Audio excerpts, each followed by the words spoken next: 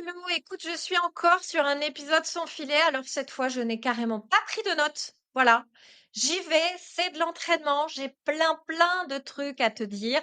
Donc je me suis dit, Claire, vas-y, impro au talent. Alors peut-être ça va être nul. Tu as le droit de me dire, vraiment, Claire, t'as pas été bonne. Arrête de t'emballer sur tes formats solo. Pourquoi pas? Alors ici, on va être, sur un format, en fait, un peu prise de conscience, tu vois, que j'ai eu. Pourquoi? Parce qu'aujourd'hui, ça fait quasiment 2 ans, que je suis donc, entrepreneur, que j'accompagne en tout cas, les dirigeants industriels sur mes sujets clés que sont l'optimisation, la structuration de la fonction RH. La 2e brique, c'est vraiment sur développer l'attractivité, et évidemment au travers de ce podcast. Alors, je te cache pas que, cette année a été complètement folle. L'année dernière aussi, mais vraiment cette année, d'un point de vue entrepreneurial, a été complètement folle.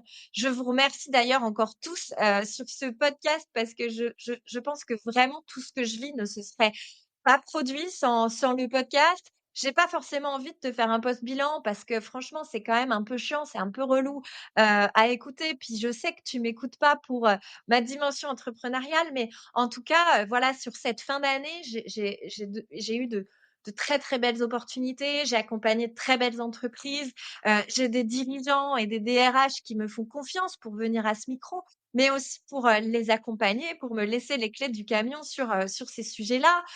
J'ai aussi, formé, quand même 32, RH aux enjeux de la structuration grâce au Lean RH. Donc ça, c'est vraiment pour les côtés, si tu veux, extrêmement positifs. J'ai aussi eu, quelques bas, forcément parce que sinon c'est pas drôle, quelques échecs. Je pense, notamment à toi, ma chère Perrine, ma sidekick préf, où on a bossé énormément en début d'année. On l'a jamais dit. Ce truc-là est resté absolument privé, et entre nous, mais en fait, on a bossé en début d'année, sur un appel d'offres pour développer, à toutes les 2 un SaaS en fait, pour permettre d'optimiser les processus RH, des entreprises industrielles. Vraiment, on a fait un truc léché. On n'a vraiment pas de regrets sur en tout cas la qualité de ce qu'on a produit, de ce qu'on a maquetté parce qu'on était au stade de la maquette et voilà. On n'a pas remporté l'appel d'offres et je te jure que ça, c'était, vraiment voilà, hyper dur. J'ai eu vachement de mal à encaisser le truc, mais voilà, écoute, c'est pas grave. Après, on a focusé sur autre chose, l'une et l'autre. Et puis un jour, ma chère Perrine, on aura bien l'occasion de le trouver, notre projet commun. En tout cas, c'était vraiment une super année. Je n'en reviens pas d'avoir eu, aussi à travers ce média des invités, de si haut vol, et ça, c'est quand même assez incroyable. Je pensais pas, enfin, en toute humilité, j'aurais jamais cru que cette aventure du podcast, l'industrie qui fait envie puisse m'amener à ça. Alors je remercie, notamment, je pense très fort à Olivier Luancy que j'ai reçu en début d'année. Si vous ne le connaissez pas, que vous êtes passionné d'industrie, allez, écouter, ce podcast, allez acheter son livre, quelqu'un d'absolument, extraordinaire. Je remercie, je pense, aussi très fort à tous les DRH qui me font confiance sur ces sujets-là. Je pense, quand même à Isabelle, Ratteri, que j'ai eu la chance d'avoir, qui est directrice marque employeur et compétences chez Airbus. Je pense à Émilie Ledoiron, je pense à Véronique Ricourt, je pense à Damien Recopé, enfin vraiment, incroyable, cette aventure, et donc merci parce que, c'est toi qui écoutes chaque semaine ce podcast, c'est toi qui te donne la force de continuer par vos retours. C'est pas facile parce que le podcasting, c'est un exercice où on a l'impression parfois que personne ne nous écoute. Il y a peu d'interactions donc vraiment si tu apprécies, le podcast, ça me fait toujours très plaisir. C'est pas souvent, vraiment je le compte sur les doigts d'une main. En tout cas, voilà, ça donne vraiment la force de continuer. Tout ça pour te dire quand même que, sur cette fin d'année, je pense que j'ai réussi, une partie de mon ambition 2025 qui était de se dire: «OK, quand on pense RH dans l'industrie, on pense à Claire». Je pense que je suis pas loin. Ouais, je me jette des fleurs. J'ai pas l'habitude de faire ça, mais tu vois, je travaille sur moi.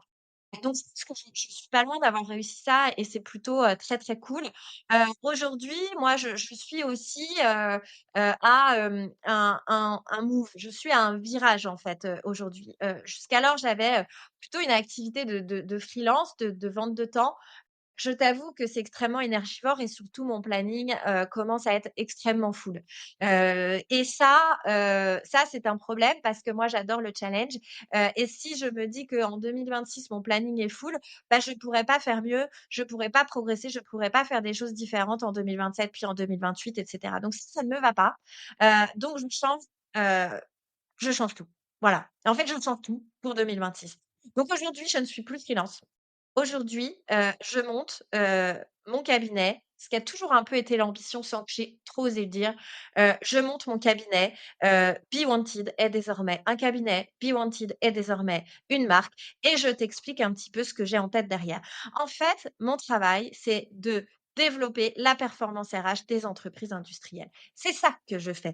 Donc Be Wanted est le seul cabinet qui développe la performance RH des entreprises industrielles. Voilà, c'est ça, en fait, mon job. Donc aujourd'hui, comme je te le disais, moi, je vais limiter mon temps de conseil en prestation, en one to one. Je vais le limiter à 5 jours par mois parce qu'aujourd'hui, je ne peux pas faire plus.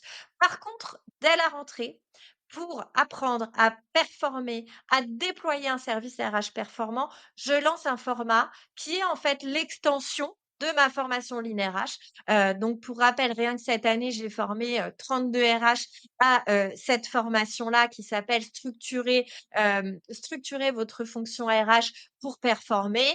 Aujourd'hui, je m'inspire de ça, je garde la méthode, elle est éprouvée. J'ai de très bons retours, mais je change le format pour pouvoir accompagner plus de personnes et la limite aussi de la formation, disons-le, c'est quand même, le passage à la pratique. C'est que très souvent, c'est OK Claire, c'est super, on a compris la méthode et cetera, mais une fois revenus, les RH me disent: «Bah, soit j'ai pas le temps, soit je sais pas par quoi commencer, soit ça me paraît vertigineux».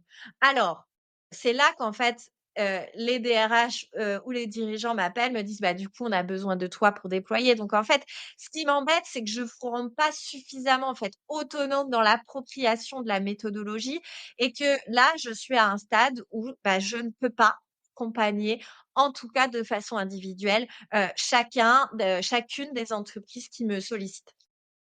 Donc on fait autrement. Donc je garde, cette formation.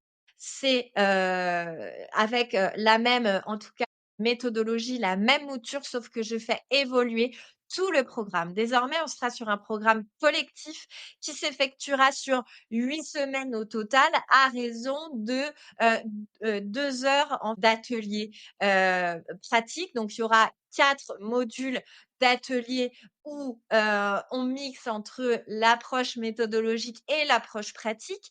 À la fin de chaque module, je vous donne un peu des exercices, des templates à travailler. Je vous guide sur par quoi commencer pour, optimiser, un processus RH, pour déployer sa stratégie RH. Donc vraiment, on part sur de l'actionnable un peu guidé avec, voilà, des exercices. Et entre chaque module, puisque je t'ai dit qu'il y a 4 modules et que ce programme dure 8 semaines, entre chaque module, on aura des lives ensemble, en groupe, en collectif, où vous me présenterez et où je viendrai vous challenger sur ce sur quoi vous avez avancé. Et là, je suis persuadée, ça m'a aussi été demandé de la part, des RH que j'ai formés, que ça va vraiment permettre de passer un cap et de travailler sur vraiment la pratique et l'accompagnement. Et tu vois, on va être pile en fait entre la formation et le conseil. La formation, c'est pas cher, c'est accessible, c'est rapide, mais c'est difficile à mettre en œuvre.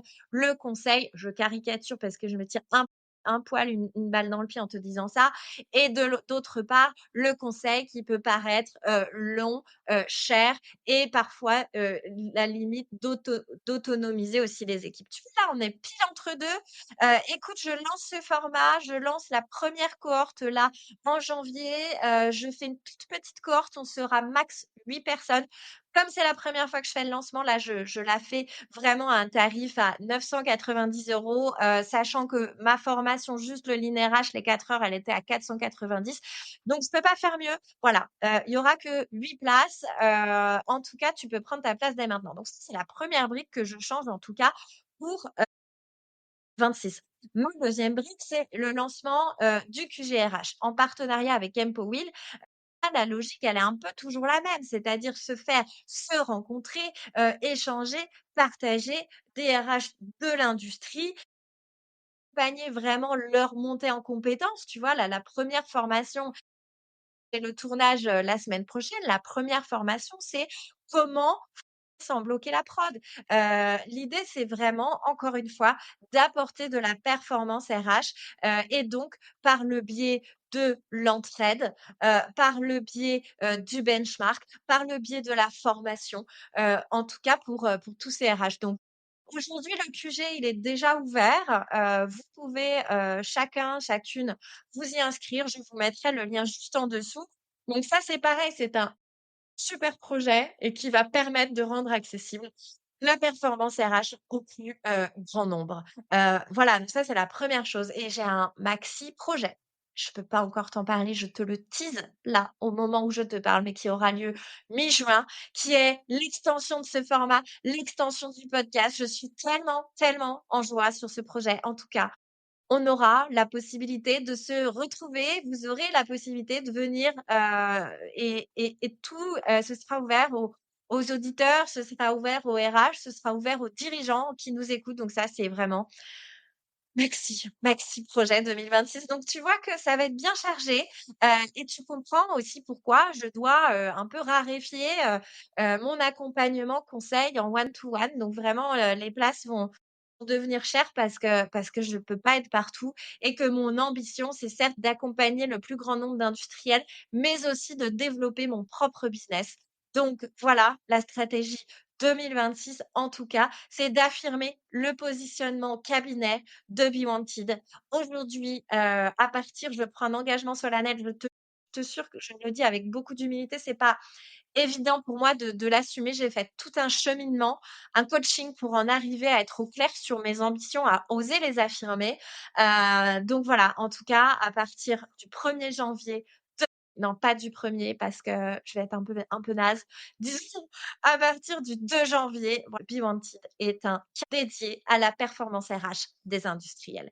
Écoute, voilà, j'ai fini mon égocentrisme mal placé, mais je trouve que c'était, intéressant en tout cas, de te parler de ça. Peut-être toi, tu as pas trouvé ça intéressant, mais en tout cas, ça remet aussi un peu l'église au milieu du village. Je te parle pas souvent non plus de mes offres, de ce que je fais.